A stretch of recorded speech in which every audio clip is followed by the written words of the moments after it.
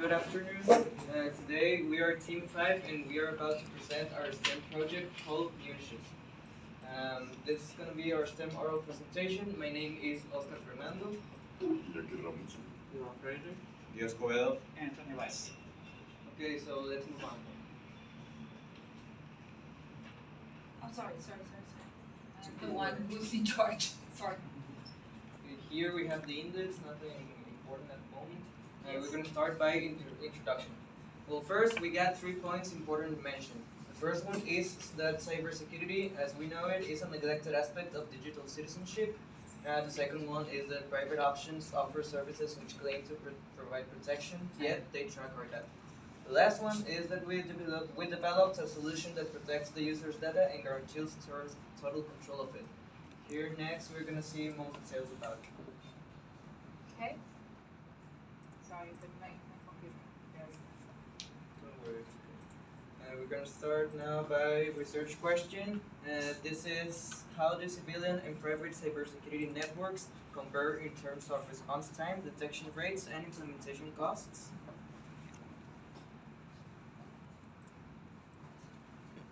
Next, my partner Iñaki will mention the sustainable development goal that we're fighting to.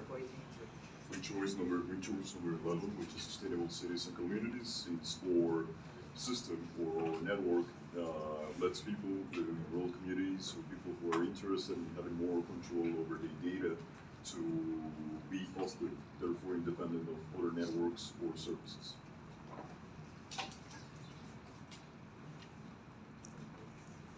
Well, these are going to be our objectives. Improve the security of user data, and specifically we have to provide an alternative way to manage data, connect students both online and offline, and to realistically make it as affordable as possible.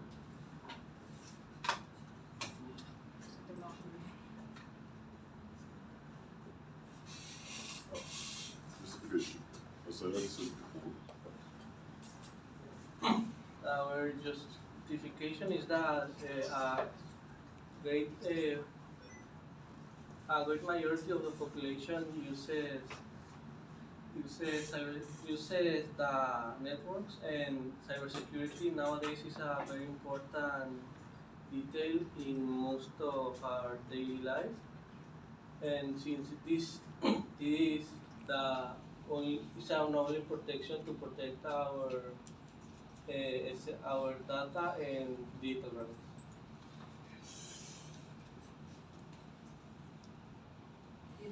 This is the theoretical framework. We basically see other aspects besides, but we're making this an off-grid network, which therefore this doesn't require internet or other types of services or networks. We have already seen some of these solutions, especially when we're talking about privacy and security, which are VPNs, database software, decentralized networks, and especially what we're using right now is called an FTP server, which is a file transfer protocol, which is a communication standard which lets people send data or communicate through various means. These are both online, offline, or through networks such as mesh, Wi-Fi networks, or via Bluetooth. Which this is basically what all of you would know as hotspot or Apple Pay.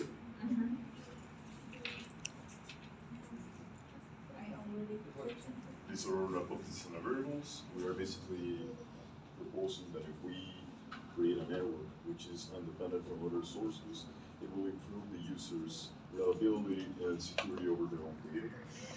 And we have specifically 3 independent variables and 6 dependent variables: software, hardware, and models.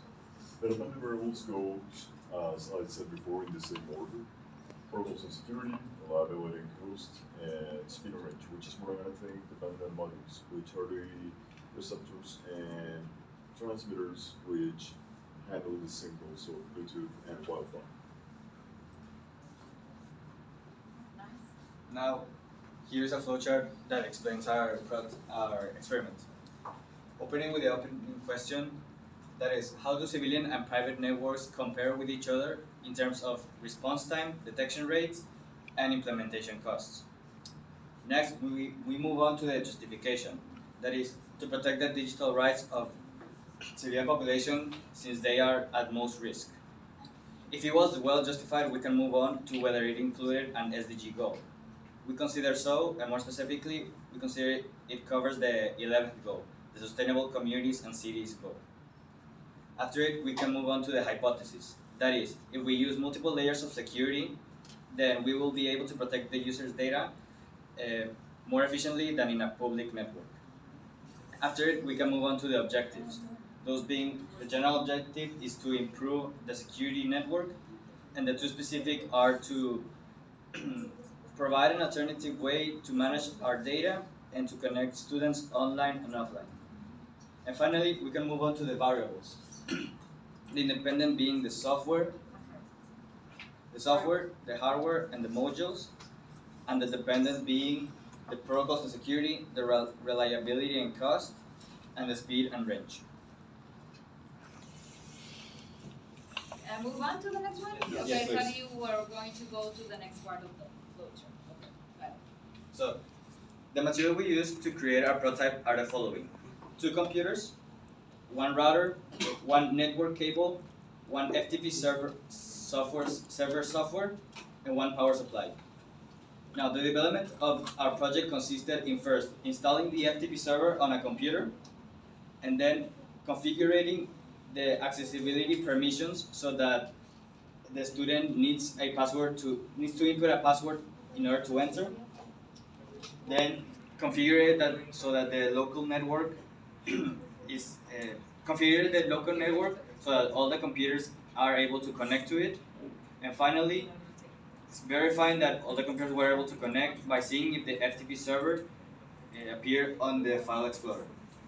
With this, we tested different types of documents and their cybersecurity. You can continue. You want me to show the video here or on YouTube? It's on YouTube, please.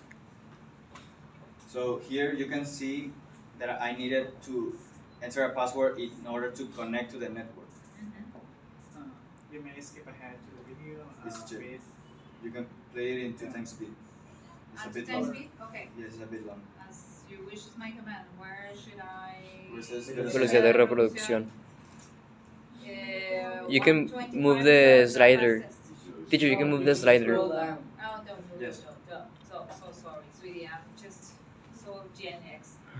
Okay. There were basically many protocols available. We at first considered using software such as Red Hat, or Windows Server, or Windows FTP. Yet we settled on using FireServer, which is a network security service, which is, well, it's not a service, it's basically a platform which lets you create your own networks. And we decided on using it on a device that we already had, so that it was the easiest to manage and to create. Even the sweater is super hacker. Now here you can see that I need a password to access the FTP server. and there we can see the file that would in theory be used by the whole classroom, where we will later upload one file, make edits on it, and then those edits will show up on the other computer that's connected to the same server. So we could interchange information with other classmates of ours. As long as not the exam. Sorry. As long Yes. as not the exam. You can see I'm editing the document. Whoa. Here we use Nice. You have the any- basic.txt file. Yeah, it is also used for many other communication services. It can be used for streaming, it can be used for encryption, it can be used for IP dislocation, which is basically what a VPN does. It can also be used as a portal to many other services, such as websites. It can also be used as a storage device. It can also be used as a chat network. It has many uses. And in this case, we use the FTP protocol, but we could have also used another protocol, which is called peer-to-peer, which is basically a decentralized software network. Yet in this case, we settled for the most simple solution possible to make it the easiest to manage. Okay.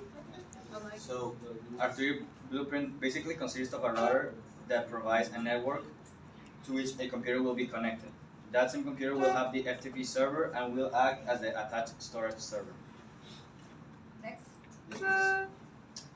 So the results we recorded were that different types of documents, whether it be text document, image document, or an office document like a PowerPoint presentation, were able to be uploaded to the server by one computer and then visible through the screen of another computer.